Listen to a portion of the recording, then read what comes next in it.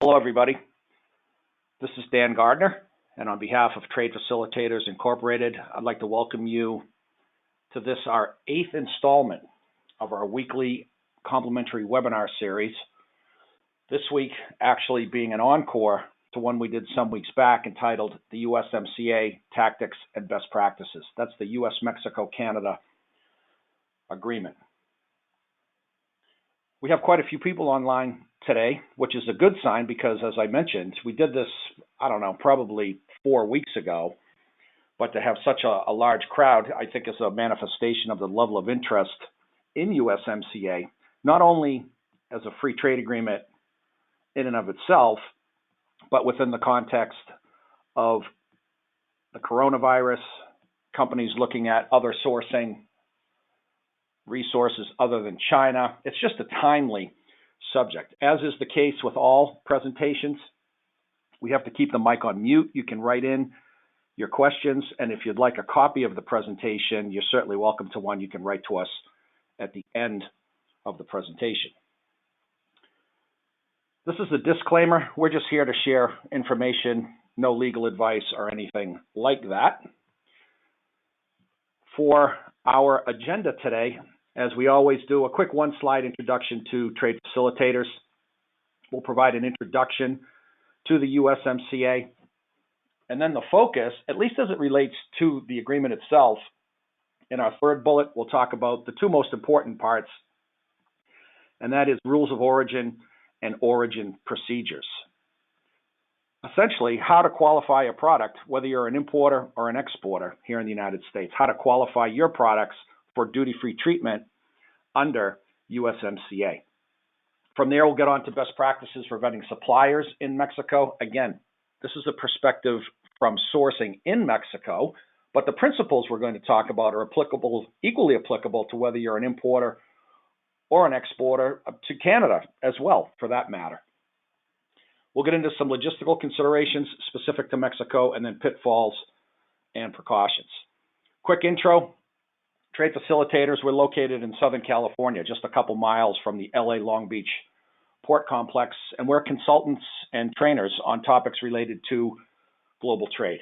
As you'll note in our first sub-bullet, that's design, implementation, and measurement of integrated logistics programs, a lot of Asia to US stuff that we do, not just the physical movement of goods, but also consulting on technology solutions.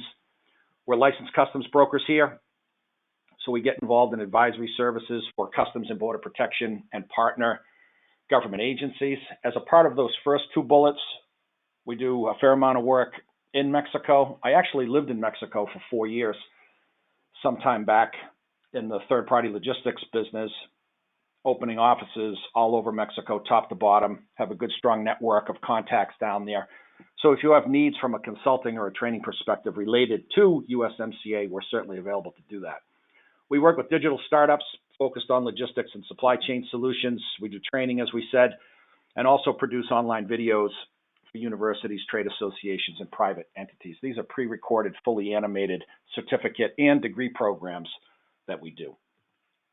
All right, that's kind of it for TFI, Trade Facilitators, Inc. Let's get down to business today. If you joined late and you didn't hear me mention this, you're welcome to a copy of the presentation in PDF form. Just write to us at the email we'll provide at the end of the presentation, and we'll gladly send it to you. As I also mentioned, we have a number of people online today, so we keep the mic muted. You can write in your questions. We'll either get to them today, or if you think of any after the fact, just send in an email and we'll do our best to answer.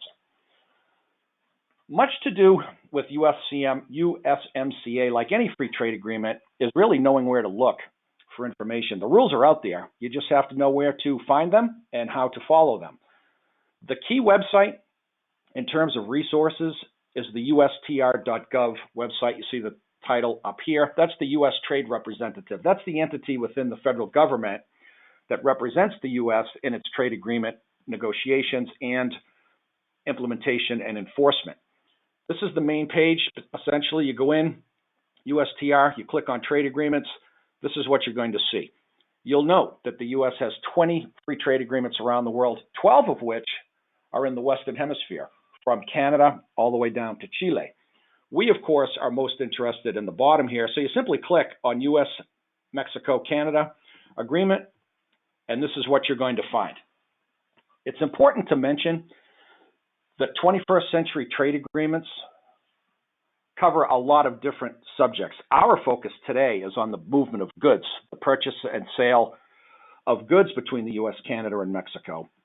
But these modern agreements, which are modeled after the World Trade Organization framework that they provide, covers things like intellectual property, digital trade, banking services, currency, labor conditions, environmental issues, et cetera, et cetera.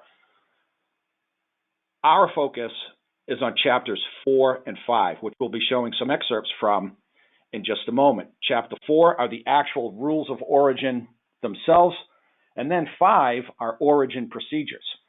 And if you've dealt with Mexico back in the day with NAFTA, you'll probably already know this. As far as certificates of origin, I should say, go, things have changed rather dramatically. That NAFTA CO, the certificate of origin, is no longer required. That's a very important point that we need to make up front. We'll talk about it in more detail in just a few moments. But again, the whole idea at the front end of the presentation is just to provide some resources, not only for USMCA, but any free trade agreement that you might be interested in investigating or working with. As noted, our focus today is on goods movement, the purchase and sale of tangible goods. And when we talk about that, the first thing we want to discuss are those rules of origin and origin procedures, chapters 4 and 5 in the agreement itself. Conceptually, not much has changed with USMCA. The content, especially product-specific content around rules of origin and origin procedures have changed. But the framework itself remains the same.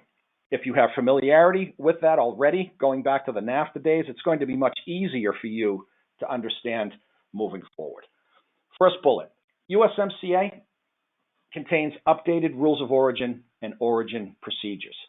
And what they really do in our sub-bullet here is provide a framework through which can be determined if a specific product or products qualifies for duty-free treatment under USMCA. And that just means, as we see parenthetically, if a product is an originating good. You're going to hear that term a lot this morning, as well as the term originating material. And as the name would indicate, we as importers or exporters, Canada or Mexico, have to be in a position to validate that the products that we are importing or exporting were truly made or otherwise procured in the territory. And when we use the term territory, we mean the free trade agreement countries, Canada, Mexico, US. We'll be hearing this term originating good quite frequently. Second bullet, there are also industry-specific rules and criteria that must be followed. This is an essential point. Depending on the type of product that you're looking to bring from Mexico as it relates to our presentation today, you're going to have to look into the product-specific rules and criteria that have to be followed. The example that we're going to use today, and the one that has gotten the most headlines as it relates to the renegotiation of NAFTA, is automobiles.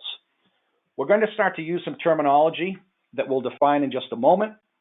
So if you haven't heard it before, don't worry in terms of any lack of familiarity with those terms. For automobiles, what is referred to as regional value content, the requirement has increased from 62.5% to 75%. Once again, automobiles and automobile manufacturing got the most ink, the most headlines for USMCA. So we're going to use that as our example. Regional value content, as the name would definitely indicate, in the case of autos, 75% of the raw materials that go into assembling or making an automobile have to have had originated in the territory, either Canada, the US, and or Mexico. Under NAFTA, it was 62.5%. Under USMCA, it's now 75%. In other words, the raw materials that go into manufacturing an automobile, 25% of those raw materials can come from countries outside of the agreement. You just can't exceed 25%. Needless to say, 75% plus 25% is 100%. We'll come back to this in just a bit. We want to introduce the term early on, regional value content. Another point, specific to automotive, if you're in this business, you probably know this, is that there's a labor content rule as well. And that is that 40 to 45% of auto content has to be made by workers earning at least $16 an hour, which would skew things more to the Canadian and US side of things because wages in those two countries tend to be higher than they are in Mexico. Let's get right down to it. Qualifying for preferential tariff treatment, rules of origin, and origin procedures. And when we say preferential tariff treatment, that means duty-free treatment under the agreement.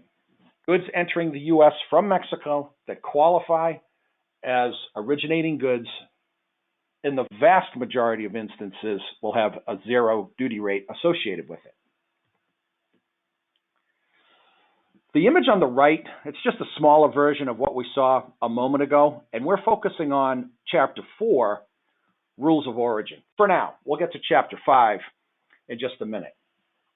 In order for products to enjoy duty-free status in the territory, they must qualify as an originating good. Having originated in part or in whole in the USMCA territory. That parenthetic reference we make here, in part or in whole, is really quite significant. And it takes us back to what I spoke of just a moment ago when we said that a product that is made in Canada, US, or Mexico can contain raw materials from outside the territory and still qualify as an originating good and as such duty-free treatment. We'll talk more about that in just a moment. For now, let's be sure to reiterate the second bullet point, that determination of a product's status as an originating good is based on the rules of origin criteria found in Chapter 4 of the USMCA text. Basically, if you go to this webpage on the ustr.gov site and click on rules of origin, these are hyperlinks here. It's going to take you to a couple hundred, if not 300 pages of documentation that you will need to know how to navigate to get to the rules specific to the product that you're interested in. Once again, a lot of this is knowing where to look, really, to be quite honest. That's half the battle, at least. Let's get into Article 4.2, which is found in Chapter 4. It's really quite important. Chapter 4, Article 4.2 provides for specific scenarios under which a good can be qualified as originating. Let's run through them now. First, goods that are wholly obtained or produced in the USMCA territory. Wholly obtained. That refers essentially to agricultural and mining products. Goods that are fished, harvested, or mined in the territory. Let's say a Mexican fishery, fishing in Mexican waters, takes in a load of tilapia and wants to sell that into Canada and the United States. Well, it was fished in Mexican waters. That's part of the territory. That product would qualify as duty-free going to a buyer in Canada or the U.S. Harvested, needless to say, applies to agricultural products and mining as well. Second scenario under which goods can qualify as originating, these are goods that are produced. Now we're talking about manufactured products in the region wholly from originating materials. And that just means that any raw material used in manufacturing any product, everything has to be sourced in Canada, Mexico, and or the United States. This is the most I should check that for a second. This is a scenario that's kind of difficult to achieve if you think about it. It can be done, of course, but if we're going to qualify our goods under this criteria, we will have had to have gotten and be able to prove that we've gotten all of our raw materials in one or all of the countries. We should point out that raw materials don't all have to come from Mexico if we're going to buy goods in Mexico and import them into the United States. They can incorporate raw materials from the U.S. They can incorporate raw materials from Canada. It's not an all or nothing scenario specific to a country. It can be a combination of all three. And actually, the automotive industry is a very good example of that, where raw materials are coming from Canada, from the U.S., down into Mexico, and places like Querétaro, Toluca, Puebla. Automobiles are assembled and then exported back into the U.S. or Canada or other places around the world. Depending on the complexity of a product, meaning how many raw materials go into it, the fewer raw materials that go into a product, the easier it would be to source all raw materials in the region. Out in the real world, that's not so easy to do. As such, the trade agreement recognizes the difficulty in sourcing raw materials in just these three countries and allows for goods to be qualified if they are produced entirely in the territory of one or more of the parties with a capital P, those are just the three countries, using non-originating materials. Let's continue to use automotive as an example. We, as an automotive producer, let's say we're in Puebla. There's a couple big ones down there, actually. We can source raw materials from other countries and still qualify our automobile when it gets assembled and exported to the United States as an originating good. It just has to meet certain criteria. And as we noted in a previous slide, as it relates specifically to automobiles, the regional value content, or the amount of raw materials that will have to have originated in the free trade territory, is 75%. That is 75% for autos. It could be different for other products. As such, we need to be able to identify the products we're looking to bring from Mexico as it relates to the theme of today's presentation. Know what the classification number is of that product. Be able to find in what is called Annex 4B our product-specific rules of origin and determine what that regional value content requirement is. It doesn't have to be 75%. That's actually high. And that was intentional, specific to the automotive industry. I'm just checking to see if we have any questions here. How can I enable sound? I'm assuming that everybody can hear me because it's showing that on my audio. So it might be something with your laptop. You might have to take the mute sound off there, but that's the only question we have so far. In any event, if we're dealing with the sourcing of products in Mexico that we know contain non-originating materials, raw material that comes from outside of the territory, we need to be in a position to validate that we meet the product-specific rules of origin, and they will differ by product. Our example is automotive. It's a good one to use for illustrative purposes.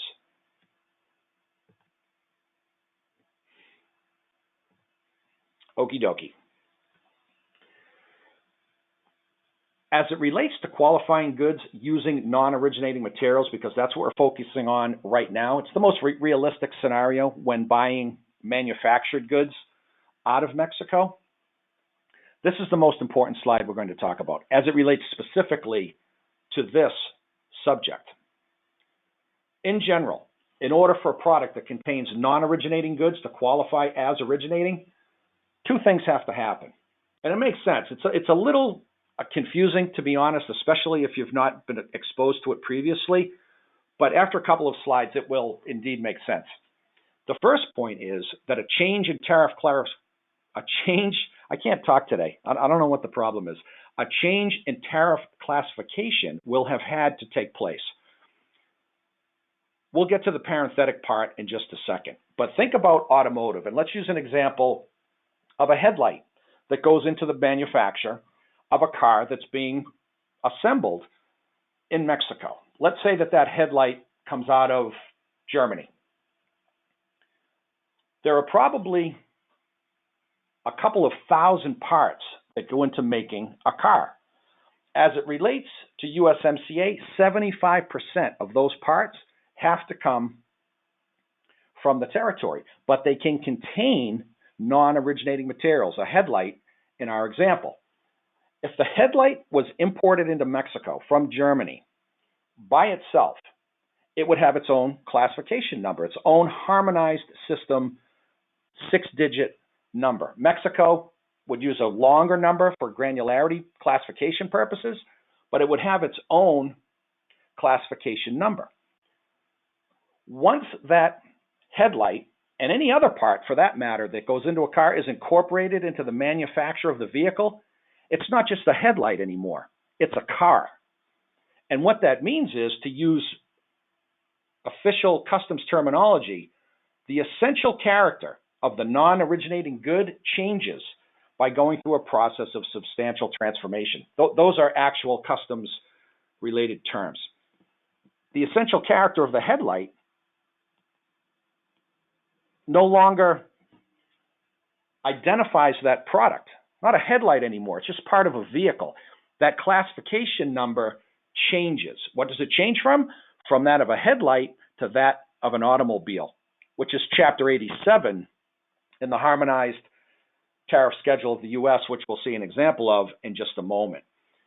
Substantially transformed, as the name goes, it goes from being a headlight to being an essential component of a car. But when that car comes into the United States under USMCA, it's not going to be identified or classified as every one of the 3,000 parts that go into making it. It's going to be identified, it's going to be classified as a vehicle. And that's Chapter 87. Reiterating one of the points we made on regional value content, that just means that a certain percentage of the value of the good must come from the USMCA territory. In the case of our headlight, if the manufacturer in Puebla imported a bunch of other stuff from Germany, it couldn't be more, the value of those raw materials couldn't be more than 25%, because the RVC, the regional value content, would have been exceeded.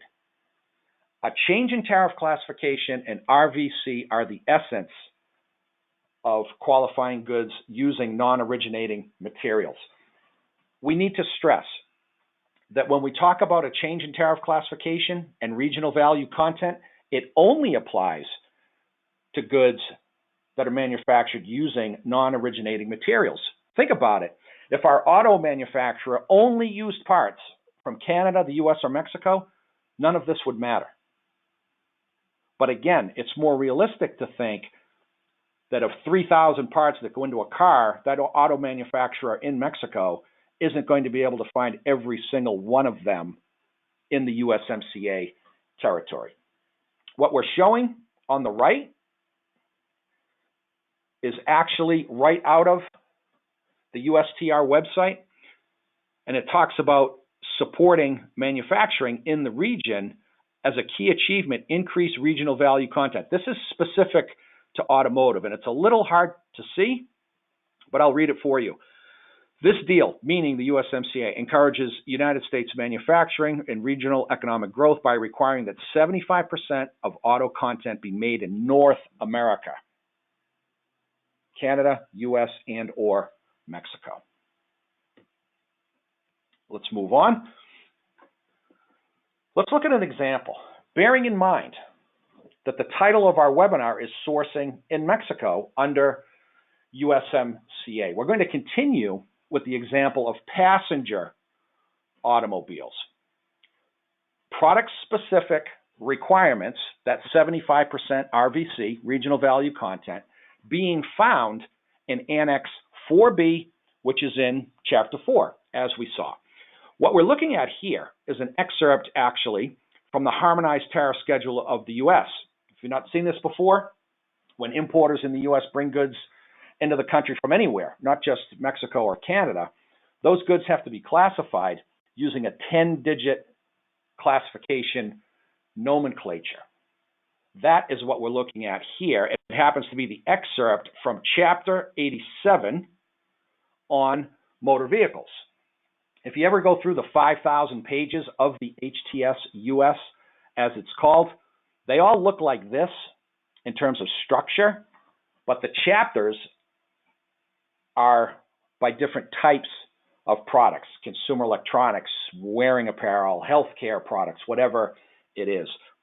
Needless to say, we excerpted this particular page because our example has to do with automobiles. I mentioned in the United States that we use a 10-digit nomenclature. The harmonized system itself, which is promulgated by the World Customs Organization and that is adhered to by over 200 trading nations around the world, is actually a 6-digit nomenclature. That's important because when we talk about qualifying goods, as we'll see as this example proceeds, we're looking at that 6-digit level. That's the harmonized system level. The first 4 digits are referred to as a heading, and the following 2 digits, which of course adds up to 6, that's called a subheading. We're always looking at the subheading level because any number beyond that is going to be country specific. For more granularity, for more precision in classifying goods. What we're looking at here is heading 8703, and you can see motor cars and other motor vehicles principally designed for the transport of persons other than those of heading 8702. 8702 is buses and the big limos and things like this. We're talking about passenger vehicles here. And we use a couple of references with red arrows to identify different types of automobiles. If it was a passenger automobile of a cylinder capacity not exceeding 1,000 cc's, this would be the classification. If it was a cylinder capacity exceeding 1,000 but not exceeding 1,500, this would be the classification. And 1,500 exceeding 1,500 but not exceeding 3,000, this would be the classification. This is just a good illustration of how important it is. The first step in the whole originating goods identification process is knowing your HS numbers. And if you are looking to source hundreds of products in Mexico, you would have to know the HS number for all of those products. You'd have to know them anyway, regardless of where you imported from, because that's what identifies a product for U.S. Customs purposes. But it's especially so as it relates to USMCA. What do these columns mean over here? And this is a whole field of study. I've been a licensed customs broker for longer than I care to admit, but I will admit that I sometimes get confused by this stuff. So if you're just seeing it for the first time and you're saying to yourself, what the heck is this? Don't feel bad. It's a pretty common reaction. But basically, we're looking at rates of duty, column 1 and column 2. We're just going to look at column 1 for time purposes today.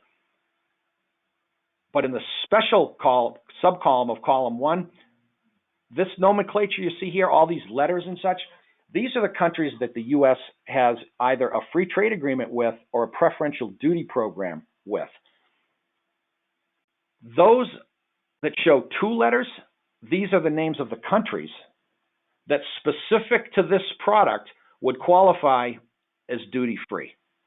Don't worry about all of these. CO is Colombia, KR is Korea, Oman, Peru, Singapore. We're most interested in Mexico because we're bringing stuff in from Mexico. That's the theme of this presentation. We can see that if we can qualify our goods pursuant to the rules, it's going to be duty-free.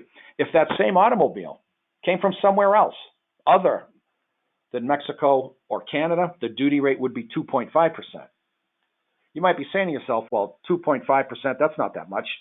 But when you're dealing with an automobile that's worth a lot of money, it's actually quite a bit and can have a substantial impact on the landed cost of goods of automobiles coming into the United States.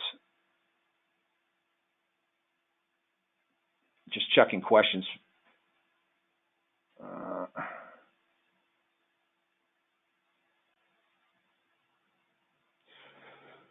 Here's a question. Do you anticipate a need for warehouse facilities just inside the U.S. north of the U.S.-Mexico border? Short answer is yes. Probably going to grow those needs with the growth of USMCA. There is a vibrant logistics infrastructure on the border, on both sides, actually, that accommodate goods coming to and from Mexico, going into deep Mexico, places like Monterrey, Guadalajara, Mexico City, etc., but also the maquiladora business, which is a separate subject from what we're going to talk about today. But the short answer to that is yes, definitely. So the first step here, let me just see if we have any other questions real quick. I think we're good for now. Let's move on. We have identified our product in Chapter 87, subheading 8703,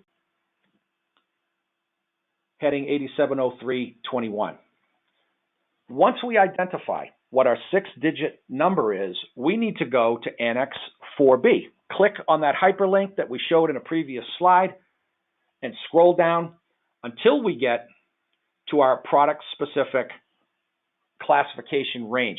This is straight out of this. I just did a copy and paste out of the agreement itself of the appendix. That's Annex 4B, provisions related to the product-specific rules of origin for automotive goods. Article 2, I cut and paste this in as well, product-specific rules of origin for vehicles. Each party shall provide that the product-specific rules for goods of heading 8701 through 8708 are, and here's your subheadings here. There's that 6 digits that we're most interested in. Check it out. This is consistent with what we were speaking about a moment ago. A change to a passenger vehicle of subheading 8703.21 to 8703.90. Those are the different classifications for a passenger vehicle depending on how many cc's it might have, as we saw a moment ago. Provided there is a regional value content of not less than 75% under the net cost method. The net cost method, here we go again. I don't know what, maybe it was Cinco de Mayo yesterday and I had too many margaritas, but I'm having a problem articulating today. The net cost method is a formula, one of two formulas that can be used to determine regional value content. We'll talk about that in a second. Let's continue with this. Basically, what this is saying is that any part that goes into an automobile, a headlight, that will have its own classification, definitely outside of this range of classifications, because this is for passenger vehicles specifically. A change to a passenger vehicle of subheading 8703.21 to 90 from any other heading. That heading is going to be a different chapter, where the headlight is found, where the leather seats are found, where a catalytic converter might be found. This really explains in a high-profile example precisely how that works. The point is this. If you're not importing automobiles, but you're importing medical equipment, you need to know the classification number. You need to go to Annex 4B if you know that that product is made from non-originating goods, and working with your vendor in Mexico, make sure that you meet the criteria. What's the criteria? A change in tariff classification and or a regional value content requirement. It will differ by product. This is just one example. Okay, certification of origin, rules and requirements. As we said, there's been a number of changes and updates to USMCA as it relates to certification of origin. Now we're talking about Chapter 5, as we see over here. We've moved on from rules of origin. We're on Chapter 5. Some pretty substantial stuff to talk about. Back in the day, under NAFTA, And by the way, I've mentioned this a bunch of times to people over the phone. I'm not sure if I mentioned it at the front end of this presentation. USMCA goes into effect on July 1st. If I didn't mention that, my apologies, but it's coming up fairly quickly, less than 2 months. But back in the day, under NAFTA, there was a NAFTA Certificate of Origin, a CO, as it was called. First out of the gate, the NAFTA cert, it goes away. No longer required. More on that in just a moment. A couple of other points. The exporter and non-producing exporters can prepare the the certification of origin as well. This sounds like a little nuanced semantical change, but it really isn't. We're no longer talking about a certificate of origin, that NAFTA cert. We're talking about a certification of origin. And although it sounds like semantics, it's not. We'll see why as we move forward. The exporter in Mexico, in our case, can prepare the certification, as can a non-producing exporter. That just means a company, in the case of Mexico, that bought a product from another Mexican company and sold it to someone in the United States or Canada. That's a non-producing exporter. They would have to be able to reasonably rely upon the information provided by the manufacturer that it does indeed qualify as an originating good. Here's something that's different. Importers may now prepare the certification of origin, meaning a company in the U.S. that's buying from Mexico or Canada, they can do the certification of origin. Here's the catch. You can't just say that. Yeah, these goods were made in Mexico. Take my word for it. You have to be able to provide backup if asked to do so. As it relates to the certification of origin itself, no prescribed format is required. There's no document. There's no NAFTA cert. However, and we'll look at this in a moment, certain minimum requirements do have to be met. Who's the seller? Who's the buyer? What's the HS number? What's the prose-based description of the goods? Things of that nature. So this statement, it's really a certification of origin. It's a statement, and we'll show what that is in just a moment. But it can be included on a commercial invoice. And in the case of us buying in Mexico, that commercial invoice would be coming from our supplier in Mexico. Electronic formats are used, but of course it has to have an e-signature capability. This is a pretty important slide to point out the difference between what used to be the NAFTA Certificate of Origin requirement and what is used now. There is no NAFTA CO anymore. Let me see if we have any questions based on that.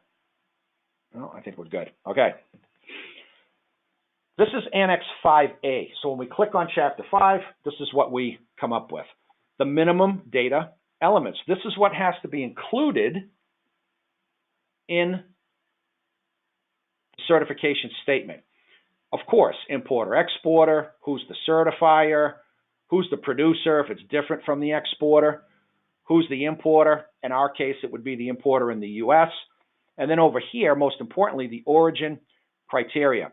That was when we talked about goods wholly fished, mined, or harvested, goods produced of only originating materials, and goods produced of non-originating materials, but still meet the criteria, the product-specific criteria as an originating good. You have to make a statement down here, certification statement. We won't read the whole thing. Signed, e-signature if you're using an electronic format, and that's it. Easy to say, right? Not so easy if you're importing hundreds, if not thousands of products from Mexico. That, in a nutshell, when it comes to both importing and exporting goods under USMCA, it's all about Chapter 4 and Chapter 5. You have to be in a position to know the 6-digit harmonized system classification number of the products you're dealing with and be able to determine using one of those criteria that we just ran through, that we just summarized, to prove, to validate that your products are originating. You have to make a statement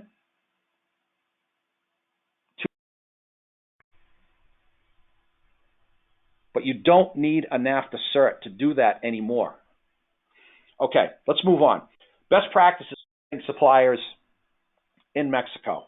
This is a partial list, and we included this in the presentation because companies are looking, especially ones that are buying in China or other countries as well, looking for closer sources of product.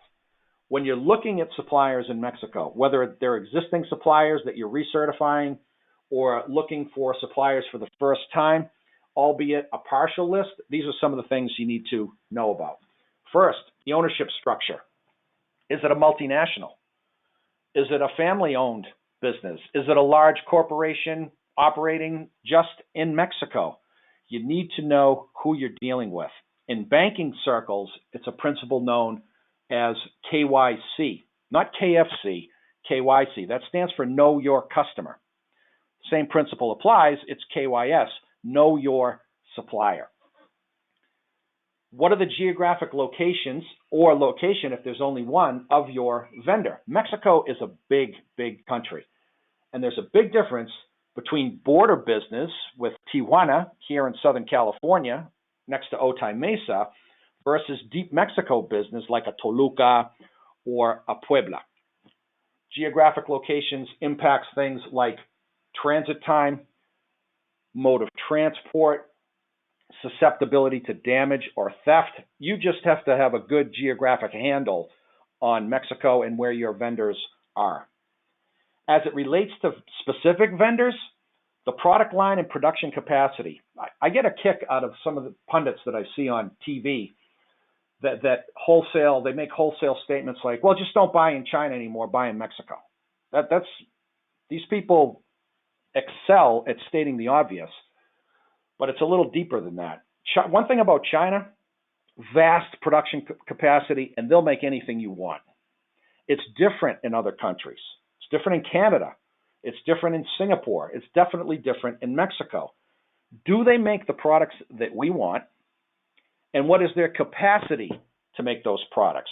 Because we're more than likely not the only company looking to Mexico for a new sourcing location. Everybody else is doing it too. In terms of the company itself, how many people do they have? And here's one that doesn't seem a little anachronistic, a little out of place. The average tenure of employees. Why would that matter to us if we're buying from a vendor in Mexico? The labor market in Mexico, especially on the border, lots of competition for skilled labor. And it's not unusual for people to change jobs for 25 cents an hour, 50 cents an hour, or a couple extra bucks a month in salary. And I can't say I blame them.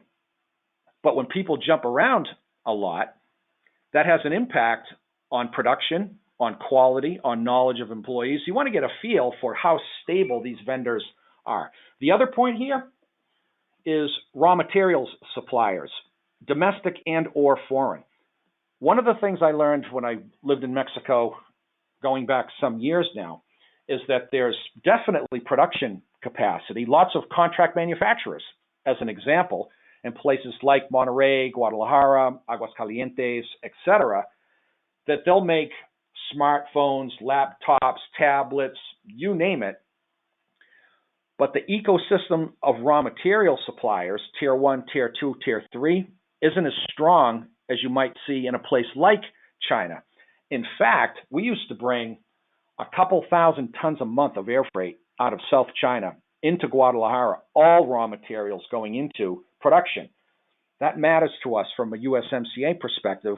Why? Because of that regional value content requirement for the specific products that we're dealing with. Get a feel for the ecosystem, not just of the vendor, but where their raw material suppliers are and who they are. Some other considerations.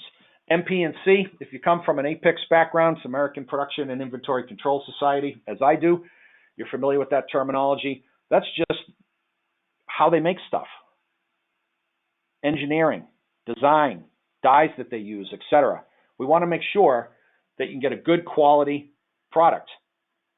The unit price, needless to say, by item. What's the minimum order quantity? Is it 1,000? of a pair of jeans that we're buying in Mexico, or is it 5,000, an MOQ, minimum order quantity? Any quantity discounts?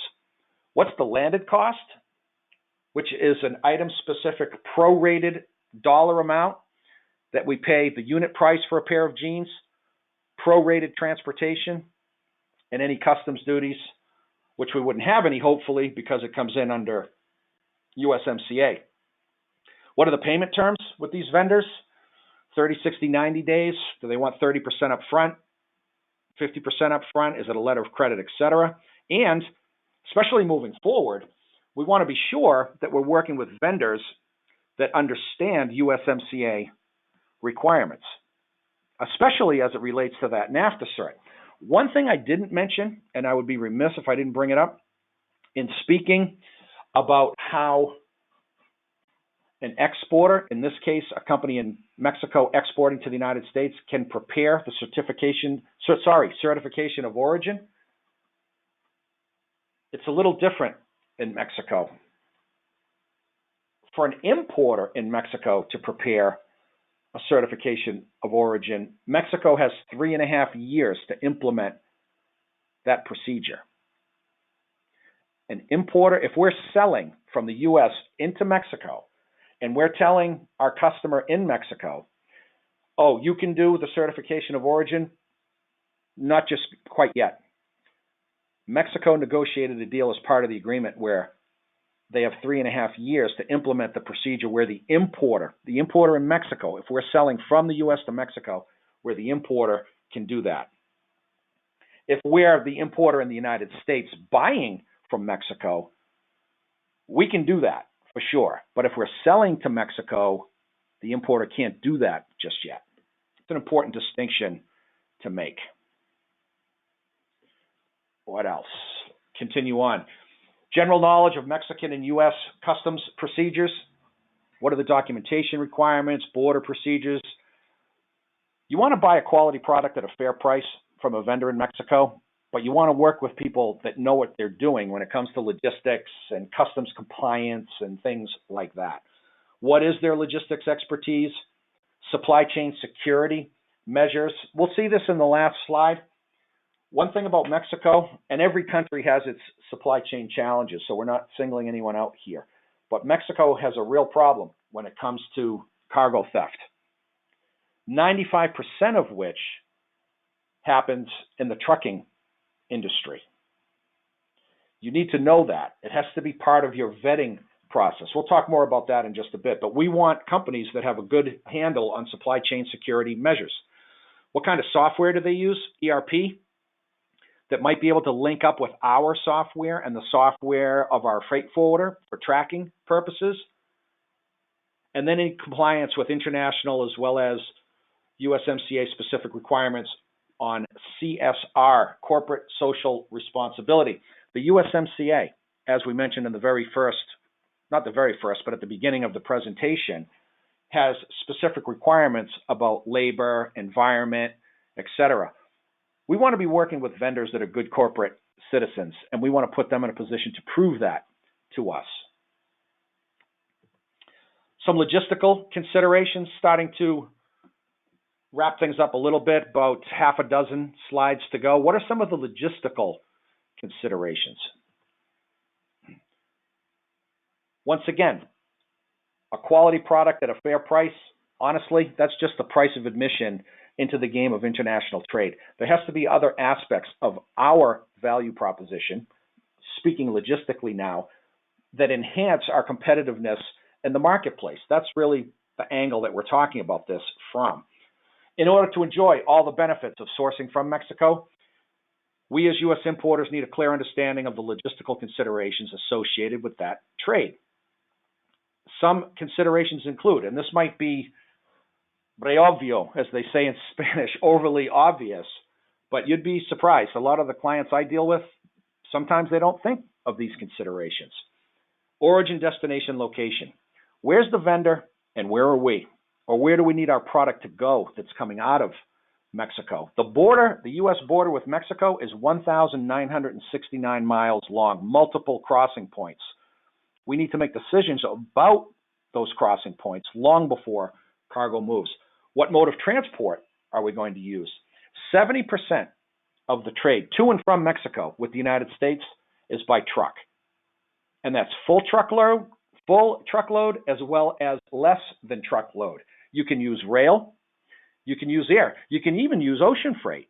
There's a pretty vibrant ocean trade coming out of places like Tampa, going over to the east coast of Mexico to ports like Tampico, Altamira, or Veracruz. Don't discount ocean freight depending on where you are and what you're shipping. What are your lead time requirements? If you're trucking from Mexico City up to Chicago, it's going to take a while. And while shorter than bringing goods from China for certain, you're still going to have to know those lead times.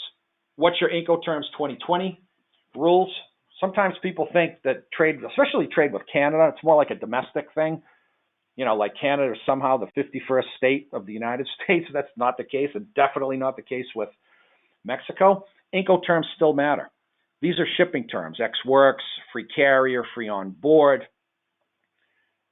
delivered duty paid, etc. If we don't know those up front, someone is going to be leaving money on the table in terms of transportation charges that nobody thought about. You just need to know your Incoterms. What's the transport component of your landed cost? That truck freight, rail, even ocean, and also the nature of your goods.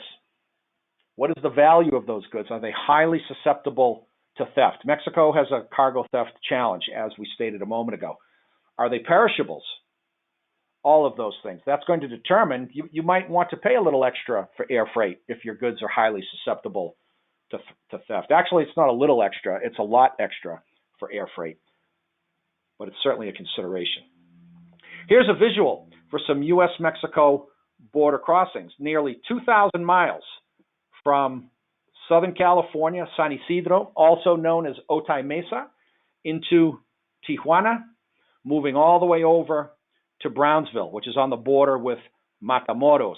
I've been to both a number of times, and not everywhere in between, but mostly everywhere in between.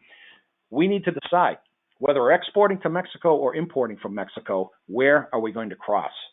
And what mode of transport are we going to use? A popular one, for example, coming out of SoCal, or even this part of the country, is Nogales in Arizona, because the highway system, especially if your customer or your vendor is in the western part of Mexico, the highway system, as we'll see in a moment, goes all the way down from here. El Paso, which is on the border with Ciudad Juarez, centrally located on the border, lots of access there. Laredo, busiest customs port in the Western Hemisphere. I checked the stat before coming on this morning. In 2018, there were 2.3 million northbound trucks alone. That's freight coming out of Mexico into the U.S. and maybe all the way up to Canada. Laredo, big time, and then Brownsville. You need to select where you're going to cross. This is a bigger view of the United States and Mexico, the legend you can see down here. We're most interested in the green highways. These are the highway connections. So I mentioned, for example, goods coming out of SoCal or even this part of the country, but SoCal across over here, that's the 15. If I actually drove that, I should know that. I drove from Dallas to Los Angeles one time. I should know that. In any event, Los Angeles down to here, and you can see you cross over at Nogales and you come all the way down into Guadalajara, Manzanillo, Lázaro Cárdenas Port, but also El Paso. You can see straight down into here. San Antone is a big jump point. Can come down from Laredo, anywhere in the United States through Laredo, and then, of course, that Brownsville component. This is just a good depiction of that network. This is the rail network, and this is a busy slide, I'll be the first to admit. But basically, you have 3 U.S. railroads. The BNSF, that's the Burlington Northern Santa Fe. The Union Pacific. And KCS, believe it or not, the Kansas City Southern, that cuts across at 3 points. In purple, you'll see connectivity with Ferromex, which is the Mexican rail system. So Tucson, bang, down here, El Paso, and then Laredo down to here. You have to decide. But the first point in deciding is knowing what the network looks like. Air freight. This is a Mexican map. Aeropuertos, that's a dead giveaway. Aeropuerto Nacional, these are domestic airports. In red are international. All the usual suspects. Monterrey, Guadalajara, Mexico City. You can actually make a kind of a triangle for industrial concentration in Mexico. Non-border business, that's kind of a separate thing, as we said. But Monterrey, down to Guad, over to Mexico City, Puebla, Toluca, San Luis Potosí, Querétaro, which is up around here. This is major concentration of industrial activity. Good lift, air cargo lift, out of those cities into the U.S. and other places around the world too. Okay, almost finished. Sourcing in Mexico, what are the pitfalls and precautions? Because we would be remiss if we didn't point some of those out. As I like to say in Spanish, everything can't be unicornios y mariposas. Can't be unicorns and butterflies. Every country has its challenges. No one is exempt from those supply chain challenges. As part of a comprehensive sourcing evaluation program for Mexico, there's just certain things you need to be looking out for. We already said that. I should say we already said this. What is the diversity of product offerings? Can you get the products you want in Mexico? It really depends, but it's not like China. Don't listen to the people on TV. Or just switch from China to Mexico. It sounds good. It's a great idea. There's a little bit more homework that needs to be done. Starting with, does the product I want to import, is it even made in Mexico today? If it is, what's the overall production capacity? What's the quality compared to China? One thing about China, they have a 40-year head start on everybody else. People have been importing from China into the U.S. since the early 1980s. They're well with the program when it comes to engineering, product design, quality. I've been in dozens of factories in China, from Beijing all the way down to Shenzhen and a lot of places in between. They are very much with the program when it comes to quality. Transient nature of the workforce, that's people changing jobs quickly that might impact the quality of manufacturing of the goods we're looking to get. Any potential currency volatility. I didn't check what the peso was doing today, the peso mexicano, but when I was there some moons ago, it was 10 pesos to the dollar. Now it's been consistently over 20 to the dollar. And then, of course, any cargo security concerns, especially for OTR. That stands for over the road. There's a theft issue in Mexico, the vast majority of which takes place on the highways in the trucking industry. Organized crime. This isn't random, something fell off the back of a truck type stuff. It's organized crime. All right. With that said, and for once, I'm going to finish on time. Thank you. Stay safe. Continue to observe whatever rules there are in place for COVID-19, depending on where you are. Our next webinar is next Wednesday, same time, same channel all the time. We're going to do Incoterms 2020, always a fan favorite. I'm going to look and see if we have any questions. If you want a copy of the presentation, write to me here.